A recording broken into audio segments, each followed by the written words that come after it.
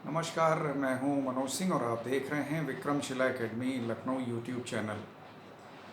America में जब से ट्रंप ने दोबारा सत्ता संभाली है, वहां के दूसरी बार राष्ट्रपति बने हैं, तब से उनके निर्णय पूरे विश्व को हिलाने लगे हैं। पूरे विश्व में वो चर्चा का विषय बने रहते हैं। अभी टैरिफ वाला बवाल ख़त्म ही नहीं हुआ था कि तब तक उन्होंने ये H1B वीज़ा की घोषणा से पूरे विश्व में उथल पुथल मचा दी। और इसी के साथ लोगों में जिज्ञासा हुई कि आखिर ये अमेरिका का H1B वीज़ा होता क्या है, या क्यों इसको लेकर के अफरा तफरी मची हुई है। जिस तरीके से जितनी भी विश्व की टॉप कंपनीज़ थीं, उन्होंने जल्दी जल्दी 24 घंटे के अंदर अपने एम्प्लॉयज़ को अमेरिका के अंदर एंट्री लेने के लिए मेल लिखे थे, और उसके बाद तो ये पूरे दुनिया में चर्चा का विषय बन गया। तो सबसे पहले जान लेते हैं कि आखिर वीज़ा होता क्या है। तो पासपोर्ट के बारे में तो आप लोगों को पता ही होगा। पासपोर्ट यानी विदेश यात्राओं के दौरान इंटरनेशनल लेवल पर आइडेंटिटी प्रूफ है कि ये किस देश का नागरिक है, ये पासपोर्ट होल्डर किस देश का नागरिक है। बाहर में ये आधार वगैरह तो चलता नहीं है, क्योंकि आधार तो भारत का है। इंटरनेशनल लेवल पर टूरिस्ट या कोई भी यात्री जो है दूसरे देशों में जो जाता है, उसका आइडेंटिटी प्रूफ यही पासपोर्ट होता है। और अगर किसी देश में वो जाना चाहता है तो उस देश की अनुमति उसे लेनी पड़ती है। ऐसे तो जा नहीं सकते हैं मुंह उठा करके कहीं भी। तो जिस देश में हम जाना चाहते हैं उस देश की अनुमति को ही वीज़ा कहते हैं। अब हम लोग आते हैं इस H1B वीज़ा पर। अमेरिका चूँकि दुनिया का सबसे शक्तिशाली देश है, आर्थिक रूप से और सामरिक रूप से भी सबसे ताकतवर है। इस समय दुनिया में अकेला मठाधीश है वो।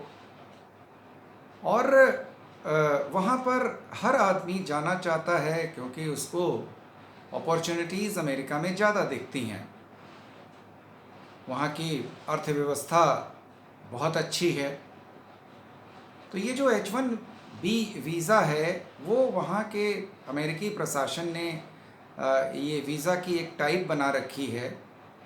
और इसमें जो अमेरिका के जो नियोक्ता हैं, नियोक्ता यानी जो वहाँ पर नौकरी देने वाले लोग हैं, कंपनीज़ हैं, उनको ये छूट है कि अगर उनकी कंपनी में या उनके ऑर्गेनाइजेशन में, उनके सिस्टम में अगर किसी विदेशी व्यक्ति की, काबिल विदेशी व्यक्ति की ज़रूरत है, वो डॉक्टर हो, इंजीनियर हो, सॉफ्टवेयर प्रोफेशनल हो, साइंटिस्ट हो, या बहुत सामाजिक विचारक हो, तो ऐसे लोगों को वो अपने यहाँ नियुक्त कर सकते हैं। और इसके लिए H1B वीज़ा होता है।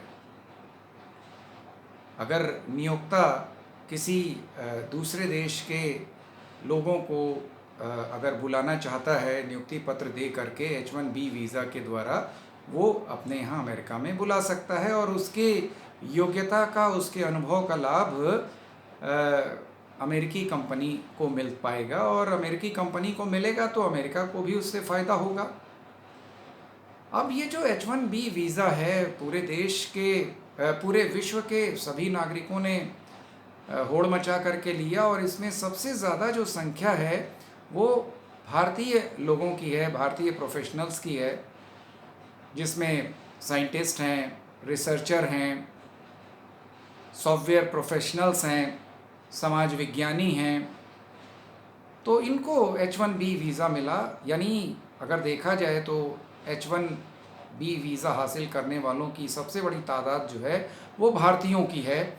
और निश्चित रूप से जब ट्रंप ने ये घोषणा की कि जो भी H1B वीज़ा धारक हैं, उनसे ट्रंप सरकार, अमेरिकी सरकार $1,00,000 शुल्क के रूप में लेगी।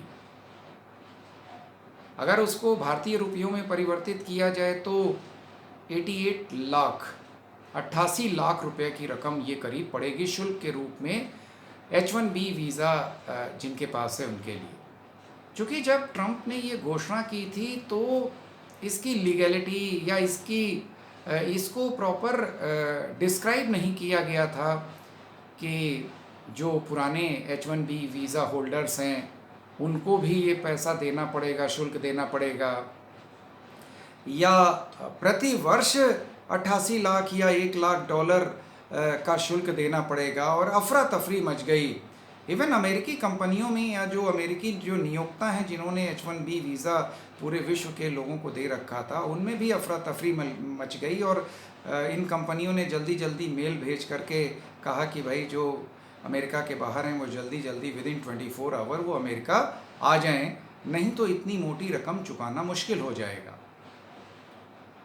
नेक्स्ट फिर ट्रंप प्रशासन ने इसको डिस्क्राइब किया कि नहीं भाई, घबराने की ज़रूरत नहीं है, जिनके पास H1B वीज़ा पहले से है उनसे कोई शुल्क नहीं लिया जाएगा। और जो नए H1B वीज़ा के लिए जो अप्लाई करेगा उससे 1 लाख डॉलर या 88 लाख रुपए भारतीय रुपए में लिया जाएगा। और वो एक बार होगा, प्रति वर्ष उनसे नहीं लिया जाएगा। साथ ही साथ इसका लॉजिक भी दिया कि भाई ट्रंप सरकार क्यों इसका इतना भारी शुल्क लगा रही है।